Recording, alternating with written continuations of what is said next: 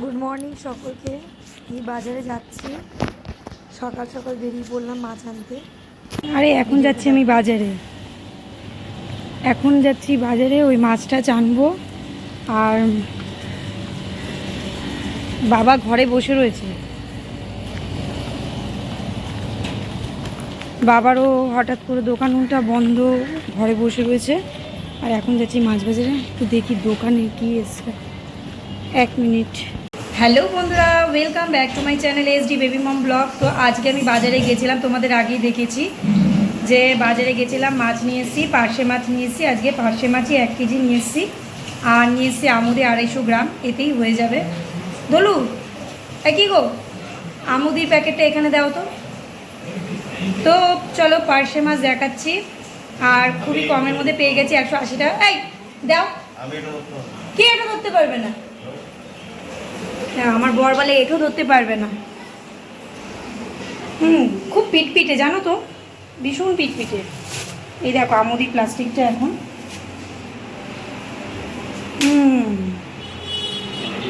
আমাকে না হেল্প করার মতো কেউ নেই যে ভিডিও করি, হেল্প করবে, ভিডিওটা দেখাবো।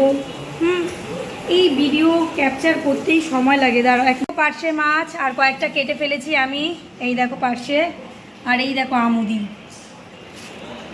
এই দেখো আমুদি কটা এনেছি। চলো এবারে কাটি, তোমরা দেখবে আমি কিভাবে মাছটা কাটি।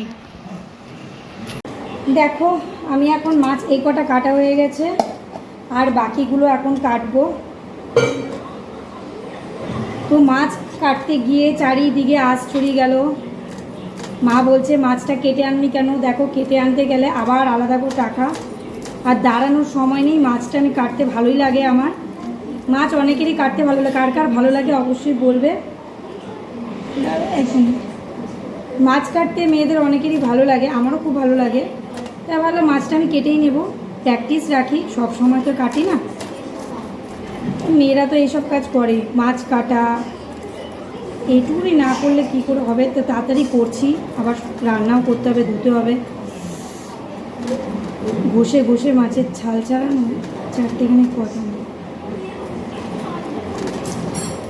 কারণ মাছের দানাগুলো কেটে নেয় অনেক সময়, না কি হয় হাতের মধ্যে না, সেই দিনকার আমার হয়েছিল, হাতের মধ্যে না পুরো হয়ে যায়।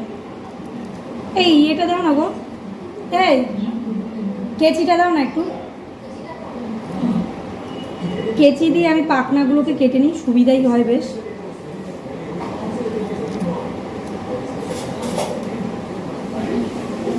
কেচিগুলো দিয়ে পাখনাগুলো কেটে নিই। আর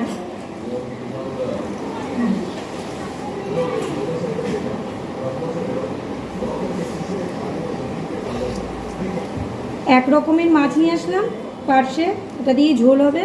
আর আচ্ছা কাঁচাটা থাকবে তো? আর আমুদিটা আমাকে বললো নিয়ে যাও। এই তুমি কিন্তু নুন দাওনি আমাকে, নুনটা একটু দাও, নুনটা শুধু দাও।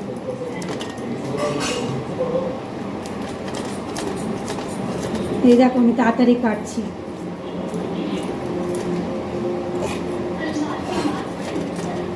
আসলে নুন নিইনি তো, হাতটা মাঝে মাঝে পিছলে যাচ্ছে। নুন না নিলে হবেই না মাছে। আমাদের ঘরে সবাই মাছ কেটেই আনে, আমি একটু দাও দাও দাও, সব দাও। আচ্ছা, মা এখন অর্ধেক মাছ নিয়ে গেল, পাখনা কাটবে, দেরি হয়ে যাচ্ছে, আবার রান্না বসাবে।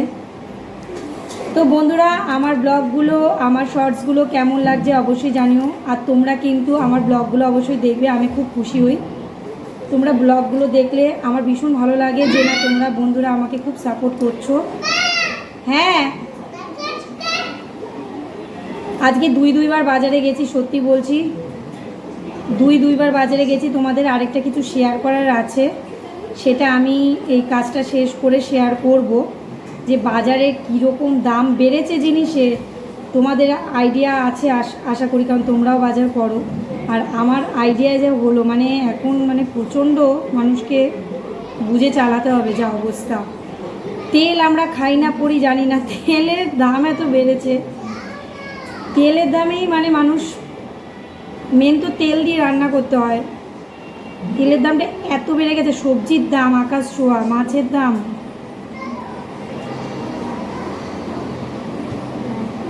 মা এই পেটের নিচ থেকেও দেখো ময়লা বেরোচ্ছে, দেখো পেটেও চাপ দেবো।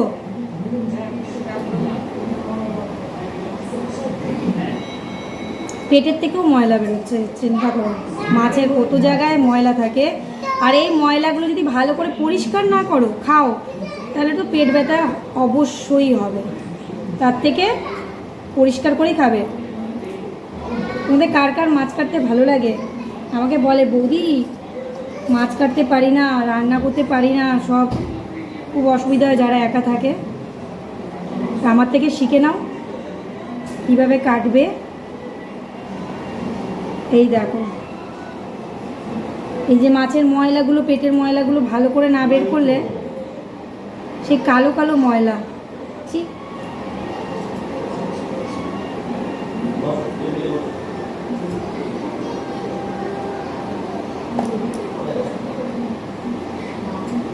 আজকে আমাদের রান্না হবে পার্শে মাছের। মা পার্শে মাছের ঝাল করবা তো? পেঁয়াজ রসুন দিয়ে করবে।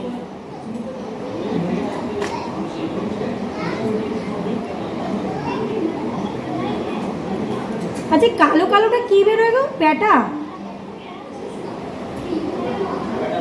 দেখলে আর খেতে ইচ্ছা করবে না, এত পেটে ময়লা। ইস,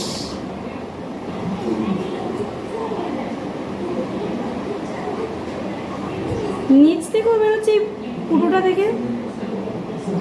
এটা মলের জায়গা মনে হয়।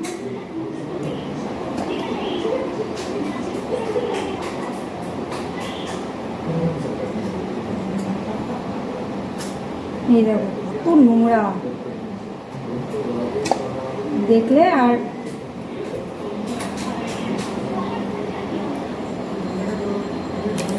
বাবা এখন এদিক থেকে, এখন এদিক দিয়ে যাও। আর ওখানে ঘটিতে জল আছে, ঘটিতে জল না, আজকে এক ঘটি জল দাও এখানে। এগুলো পাড়িয়ে টাড়িয়ে মাছ ফাছ পাড়িয়ে দিও না, ঘরের ক্ষতি হয়ে যাবে। এখন ওই ঘটিতে দেখো, বড় ঘটি নাও, বড় ঘটি এক ঘটি জল রেখেছি, যাও। তুমি বড় ঘটি নাও না, গোপালকে আমি চান করিয়ে দেবো, পুজো দেবো তো আমি। এখন কিছু করাতে হবে না, কেন এই মাছের আশপাশটা পাড়িয়ে দরকার নেই জল দেওয়ার, ক্ষতি হয়ে যাবে। আমি এক ঘটি জল রেখেছি, ওটা দিয়ে তুমি তুলসী তলায় দাও, ব্যাস ছেড়ে দাও। গোপালকে চান টান আমি এইগুলো কেটে করে, পুজো তো আমার এমনিই দিতে হবে আজকে, আজকে লক্ষ্মীবার না। গোপালকে ওঠাও, তালি মেরে ওঠাও, নিজেও তো উঠেছো, এখন গোপালকে উঠাও। আমি এই যে সকাল সকাল স্নান করতাম, মেয়ের জ্বালাতে আর হলো না।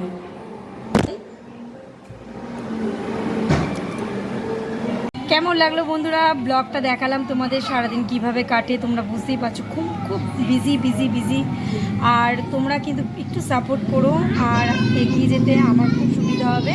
আজকের মতো তবে এখানেই আমি ব্লগটাকে শেষ করছি, আবার দেখা হবে, বাই বাই, টাটা।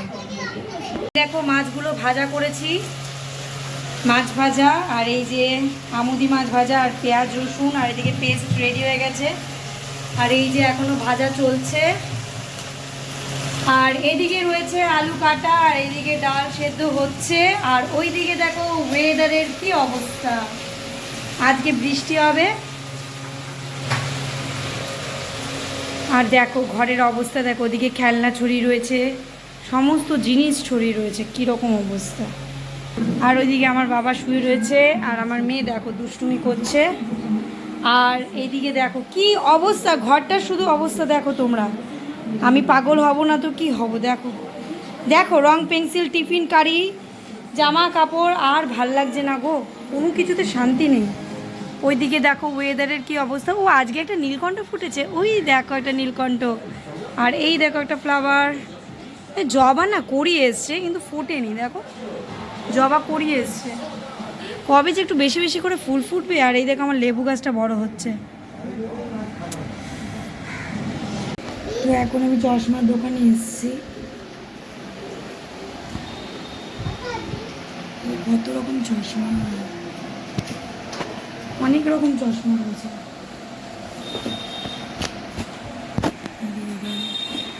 কোনটা পরলে ভালো লাগবে দেখছি।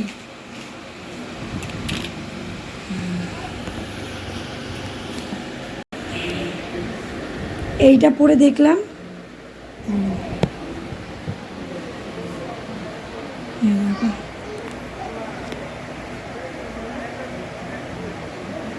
একদম বুড়ি বুড়ি, এটা চলবে না। এটা তাও একটু ভালো লাগছিল।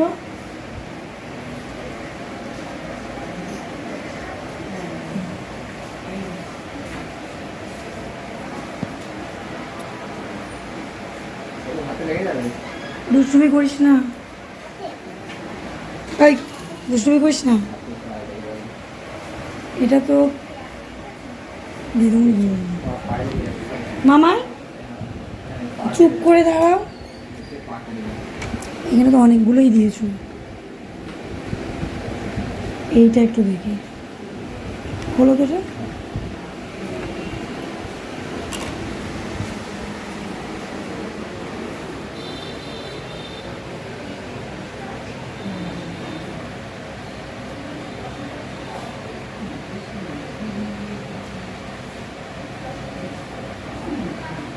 অন্যরকম লাগে,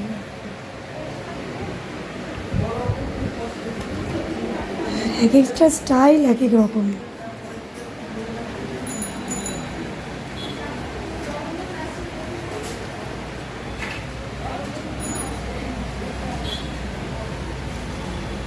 এটা স্টাইল এটাও ভালো। আচ্ছা, এগুলো কি ছেলে মেয়ে দুটোই? চশমা তো অনেক ইয়ে আছে।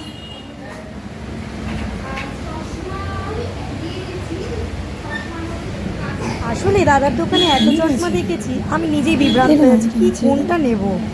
লাস্টে বললাম দাদা আমি আমার হাজবেন্ডকে নিয়ে আসবো, আমি বুঝতে পারছি না কোনটা নেব, ও তাহলে দেখে বলতে পারবে কোনটা ভালো লাগছে। বাট আমি আয়নায় যেটাই দেখছি কেমন জানি লাগছে। আর নতুন নতুন একটা চশমা নিচ্ছি যখন, একটু ভেবে চিন্তেই নেবো। মোটামুটি অনেক দিন পরবো বলেই নেব। ঠিক আছে, তোমরা যদি এখানে আসতে চাও আমি লিঙ্কটা দিয়ে দেবো। খুব সুন্দর জায়গা আর ভীষণ ভালো দেখে, আর ভীষণ রিজনেবল প্রাইস। 2 নম্বর গেটেই আছে। আজকের মতো দেখে নাও তোমরা ভিডিওটা, খুব ভালো লাগলে অবশ্যই সাবস্ক্রাইব করে দিও চ্যানেলটা।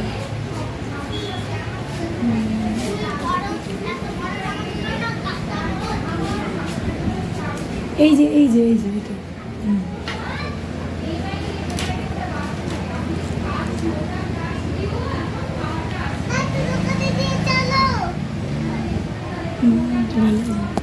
কালোটা তাও একটু ভাল লাগছিল।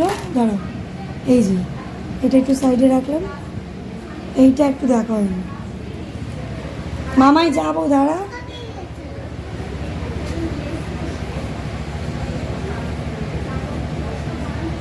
হোয়াইটের মধ্যে দেখাও তো একটু, এটা দেখলাম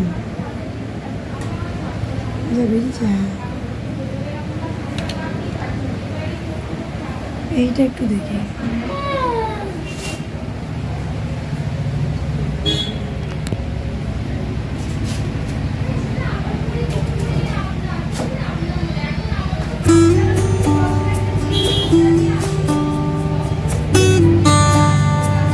মামাই ভিতর ঢোক।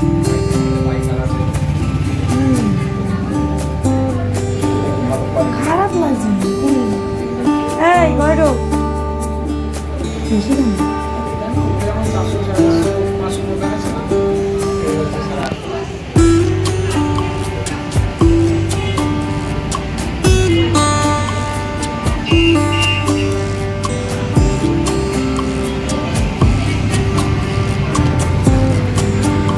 বলছি, মামাই ভিতরে ঢোক।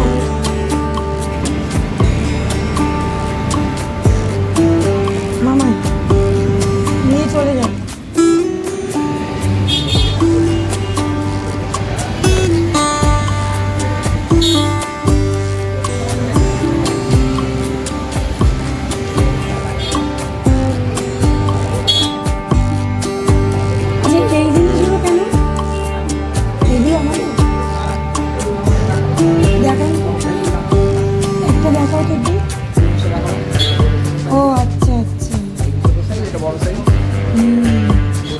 ছোট সাইজটা দেখি কেমন লাগে, বুঝতে পারছি না।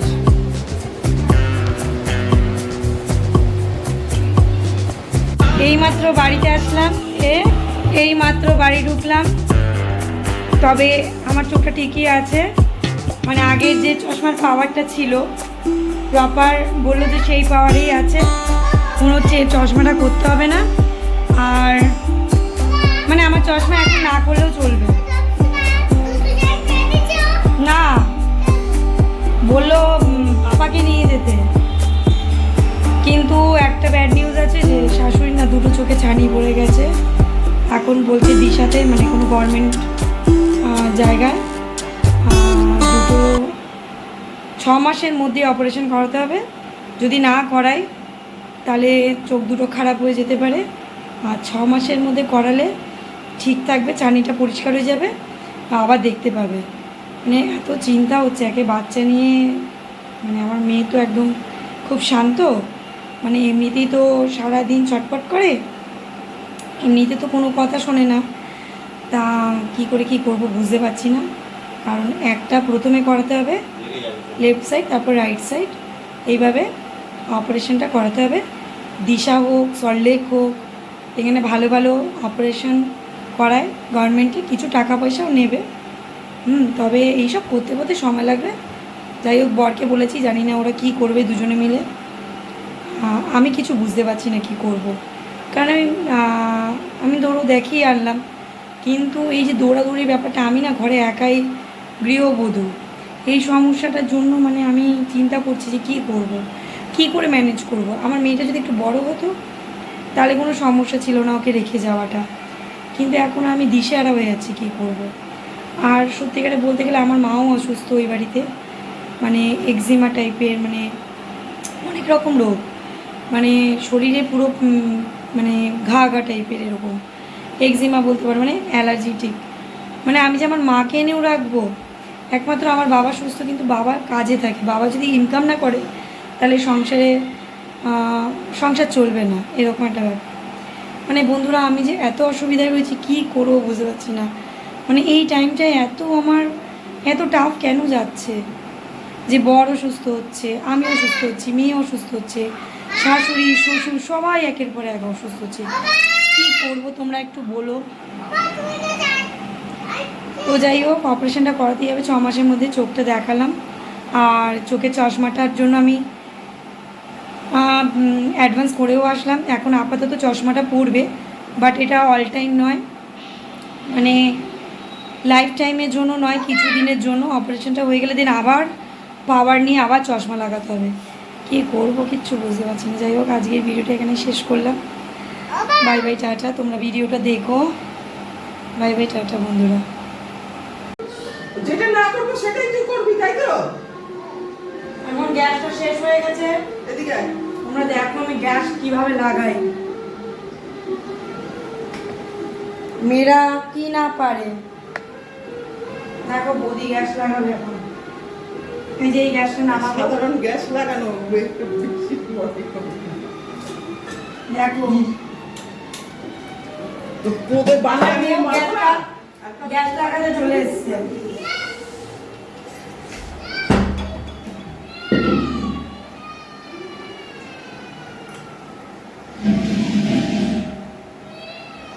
আমি বেশিরভাগ টাইমে গ্যাস লাগাই। গ্যাসটা হঠাৎ শেষ হলো,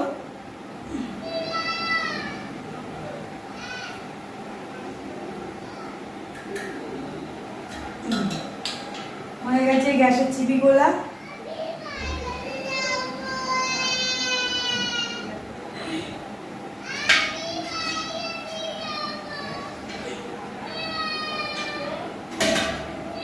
চলো, গ্যাস লেগে গেছে।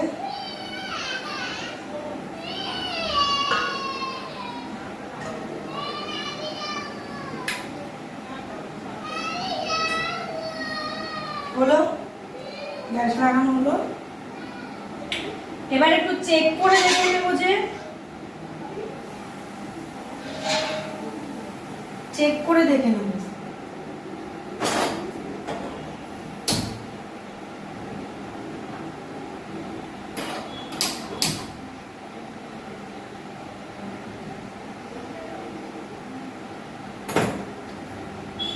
চেক করে দেখে নেওয়াটা সবচেয়ে বেশি জরুরি। ঠিক আছে, গ্যাসটা এখন এখানে দাঁড়িয়ে দেখবে, এখানে দাঁড়িয়ে দেখবে, এখানে দাঁড়িয়ে দেখবে। ওখানে যেতে না করেছি শোনা, কথা শুনতে হয় বললে।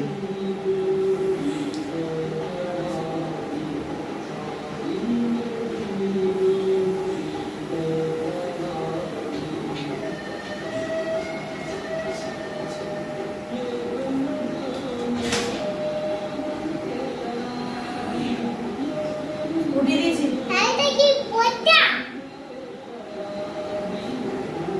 মা হয়ে গেছে।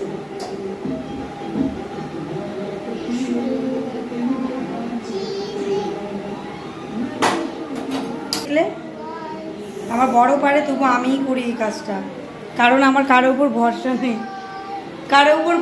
নেই। কারণ এর আগে দুইবার সিলিন্ডার লিক করেছে। ঘরের এনি পার্সেন্ট কেউ বুঝতে পারছে না যে গ্যাসটা লিক করেছে, অথচ ঘরে ছেলেরা রয়েছে। বাট আমি বুঝতে পেরেছি গ্যাসটা লিক। মানে গ্যাসের বিষয়ে আমি কিন্তু ভীষণ কনসেপ্ট ক্লিয়ার থাকে এবং কিভাবে কি করতে হয় সেটা আমি ভালো জানি। যাই হোক, গ্যাসের বিষয়ে ভীষণ সাবধান। একবার অন করে সব কটা জ্বালিয়ে রেখে নিয়ে এবার অন অবস্থায় অফ করো, তাহলে গ্যাসটা লিক আসছে কি না সেটা বুঝতে পারবে।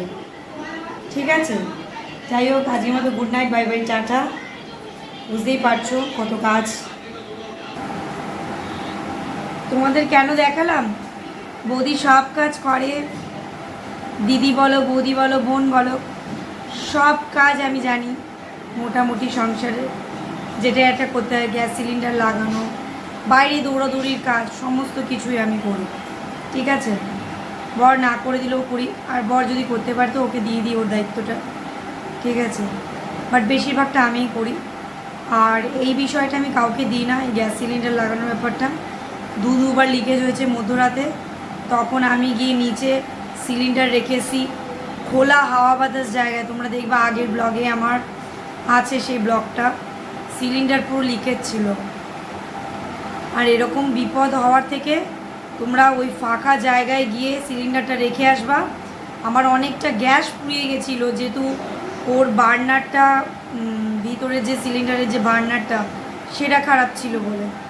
বাট আমার পয়সার দরকার নেই, আমার গ্যাস যাক, বাট ওটা ফাঁকা জায়গায় আমি একটা রেখে এসেছিলাম। আর সবাইকে বলে দিয়েছিলাম এখানেতে আগুনের কিছু না ফেলে, ফ্ল্যাটের নিচের দিকে রেখে এসেছিলাম। সকালবেলা এসে গ্যাস সিলিন্ডারটা নিয়ে গেছে এবং কিছু টাকা দিয়ে নতুন সিলিন্ডার দিয়ে চেকিং করে দিয়ে গেছে।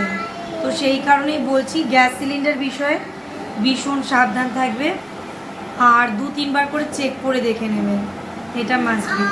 যাই হোক, এখন দেখো চা খাচ্ছি, আর গুড নাইট তো হতেই চললো। মানে এখন কালকে আবার মেয়ের পরীক্ষা, সকাল 6টার সময় উঠবো না, আর একটু পরেই উঠবো। দেন ওকে নিয়ে স্কুলে দিয়ে এসে ড্রপ করে দিয়ে এসে আবার পিক করতে হবে 10টার সময়।